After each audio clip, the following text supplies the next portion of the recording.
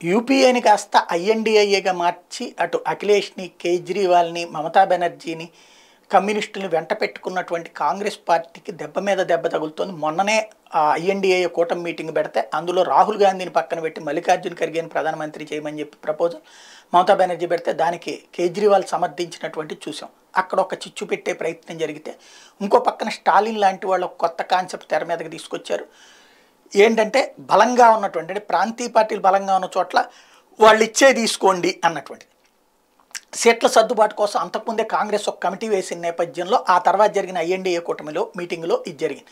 దాంతో అర్జెంటుగా CWC meeting జరిపారు. ఈ సిడబ్ల్యూసీ మీటింగ్లో వీళ్ళ ప్రపోజల్ని విని షాక్ అయ్యారు. ఏంటయ్యా అంటే ఉత్తరప్రదేశ్లో 2 సీట్లు ఇస్తారట 80కి గాను. ఎవడు అఖిలేష్ యాదవ్ చెప్తున్నటువంటి అది కూడా అమేధీను, రాయ్బరేలీ, సోనియా గాంధీకిను, తర్వాత రాహుల్, మిగతా అన్ని తమే ఉంచుకుంటారట.